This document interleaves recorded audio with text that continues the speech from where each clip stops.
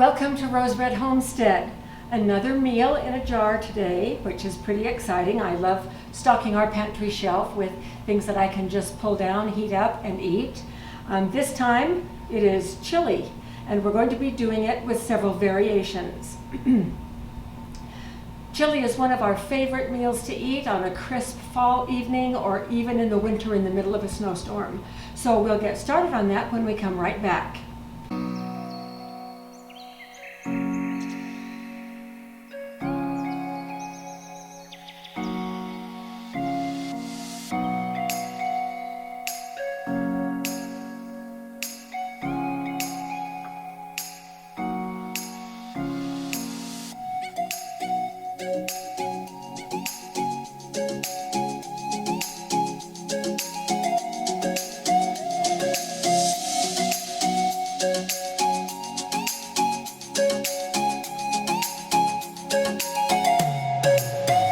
One of the ways that you can vary chili is the meat that you put in the jar. We're going to have two types of meat today. We're going to have beef chunks and we're going to have ground beef.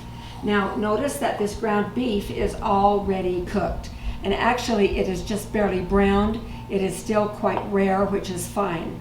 But the USDA recommends never ever putting raw ground beef, doing a raw pack of ground beef.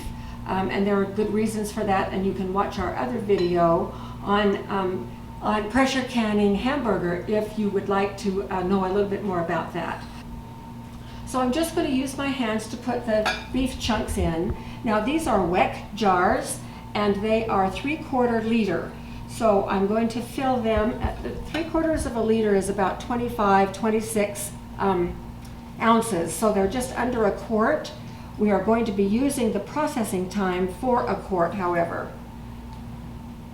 And I'm going to do, I think, 3 with these beef chunks, and then 3 with the hamburger. And we like it both ways. So whichever one I happen to pull off the shelf is the one that we will eat for that evening. Actually, I don't want to put too much in here. I think I've got too much in there. So we're going to have some left over, and I'll just freeze those until later. I'm going to put this up here so you can see better. And I'm going to use a measuring cup to put this in. And I don't really even have to use the funnel. These jars have such wide mouths. So there's 1, 2, and 3.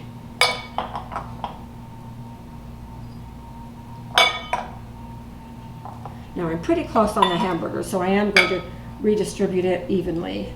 I think it will be fine. Okay. Now, one of the ways that you can do chili, of course, is to just make the chili in a big pot, complete with beans and meat and the tomato sauce and everything you're going to use. That is certainly one way to do it. I don't like to do it that way. That seems like more work to me. So I'm just going to put the parts in, and then we'll let it cook while it is out there doing the processing. So next up is onions. And I'm just going to put, I don't know, just maybe under a cup of onions. We really like onions.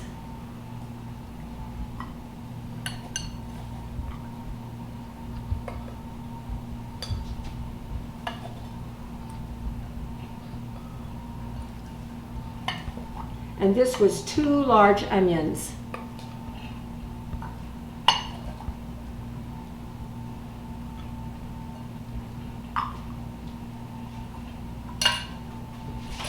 This next part is what I do a little bit differently, and that is I've made up this tomato mixture right here. And this is where our chili really gets the flavor. This has such marvelous flavor. I love this recipe. Now you can see that I have a collection of spices out here, and I'm going to tell you everything that I used and the amounts.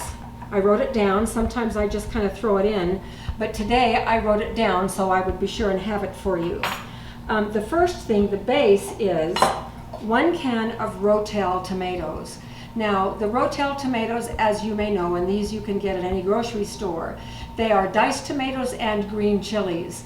And actually, this is a little bit hot. And so 1 can of Rotel mixed with 2 cans this size of just plain diced tomatoes. And that is the basis for what I have right here. And I do not add any extra chili powder. If you like it hotter, then you can add more heat by adding anything you want right here. But with this lineup of spices, in this amount of tomato sauce, the tomato liquid, I put 2 teaspoons of cumin, 1 teaspoon of paprika, 1 teaspoon of thyme, 1 teaspoon of oregano. And then here is the spice that I think makes the big difference in the taste of our chili. This is coriander.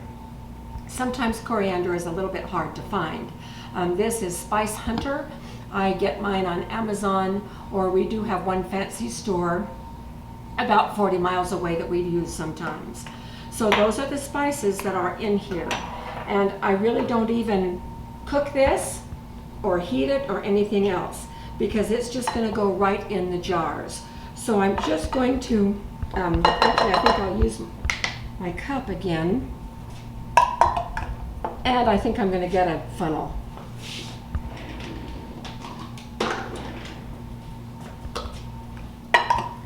And with the wet jars, we do need to leave head space,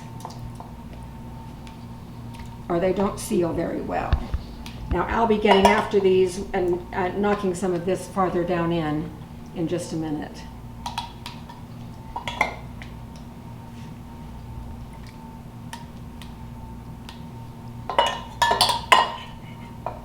All right, now it looks like we're going to be just a little bit short on this sauce. So since my canner will only take 5 of these, I am going to take this one and set it aside, and I think that we will just put this in my Instant Pot and make our own chili a little bit later. Up the last of the tomatoes, I'm going to put them aside, and I am going to fill the jars now with tomato juice to bring it up to the fill line. And that's about perfect. Okay.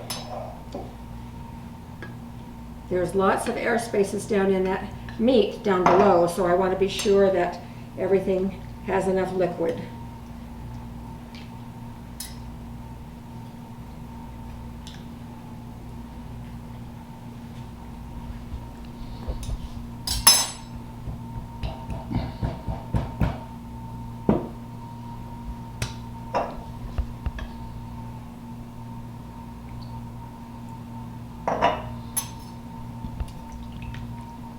Boy, it just really goes down in and fills up all those little spaces between the crumbles of hamburger down there. And we can use a little bit more.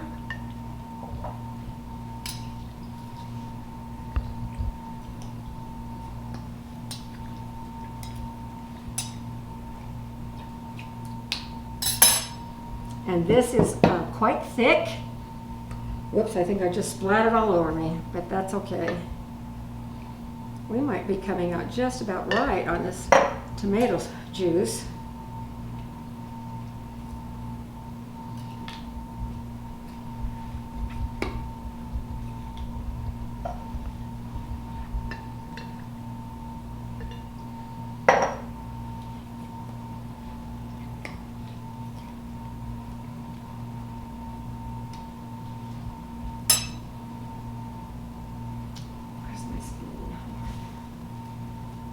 So this one is a little bit too full. I'm going to take some out and put it here. And still a little full. And put some right here.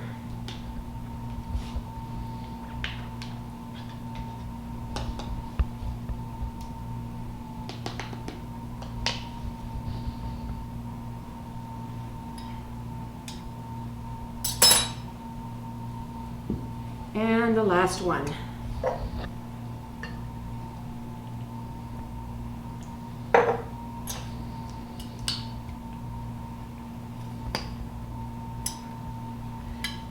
Now, if you like your chili with beans like we do, you may be wondering, where are the beans?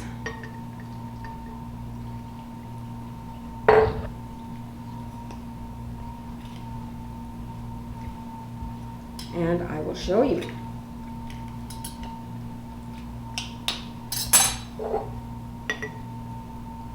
Oh, now, wow.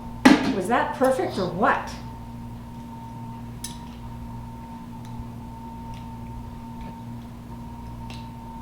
It is the flavor on these that just really is so wonderful. Okay, now I have a vinegar paper towel here that I'm just going to run around, and I want to show you the beans. Here they are.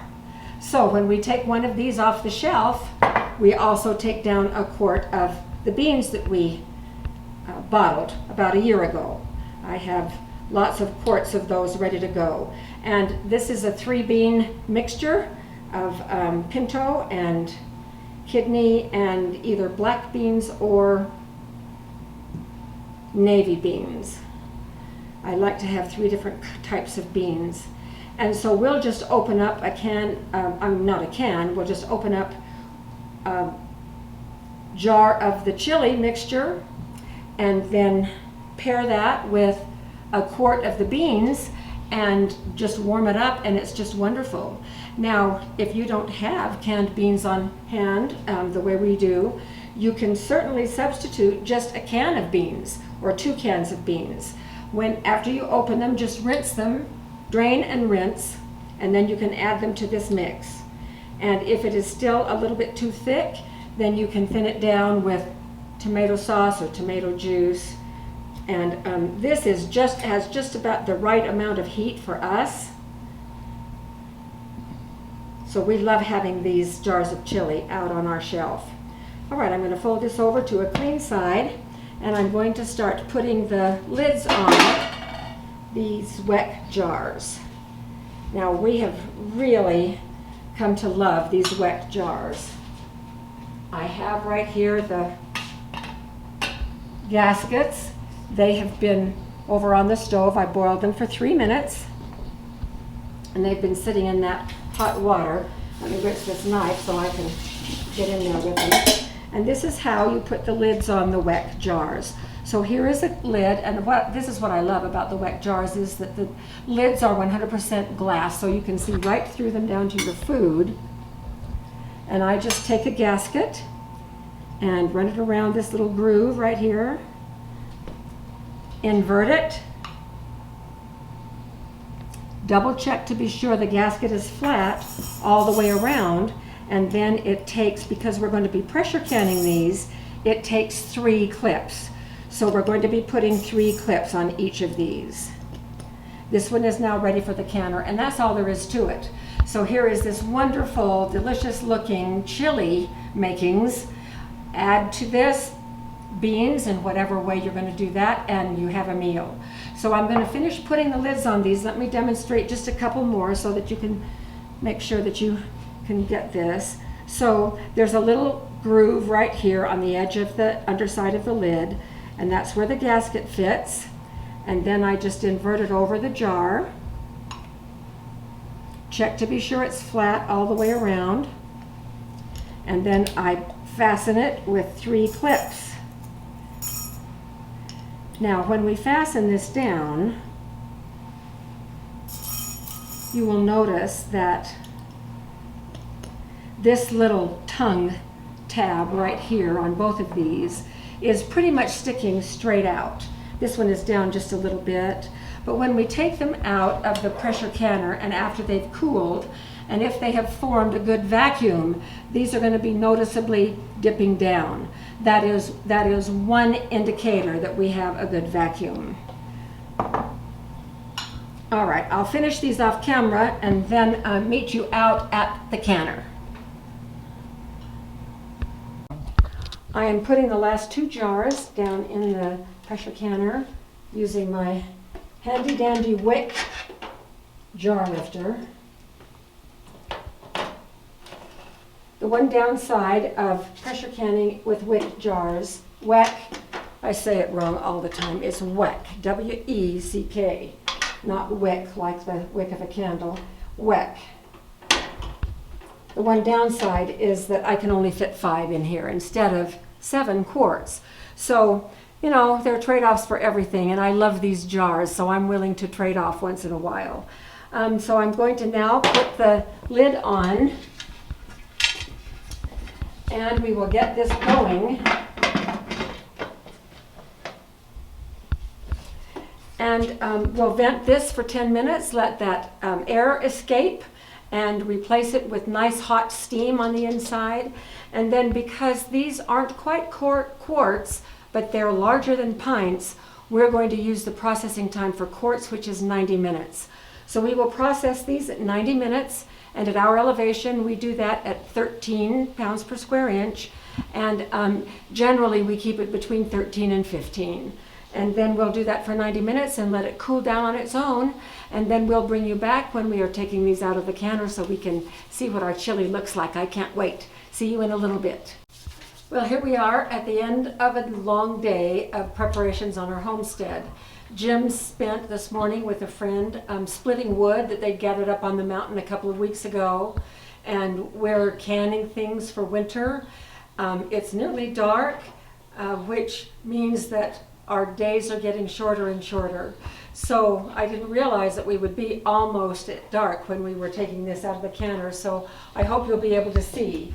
Now, this dial is down to 0. The airlock vent is down. No more pressure coming out, so I'm going to open this really carefully.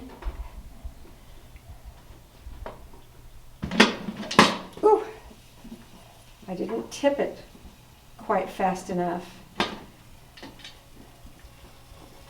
Wow, hot.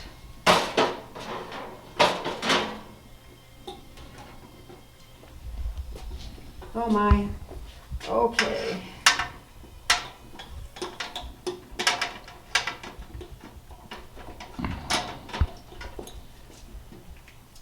Here we are. Chili mix. 3/4 of a liter.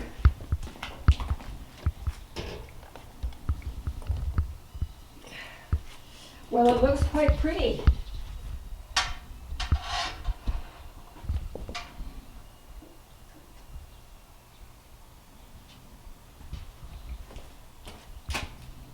This one is hamburger. Let's see the first one. I can't quite tell. I think that was the chunks.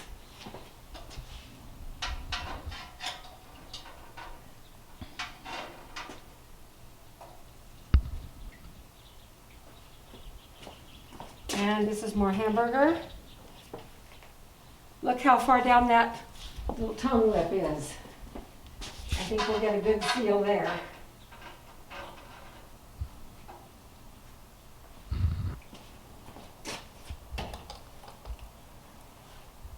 That one is also way down.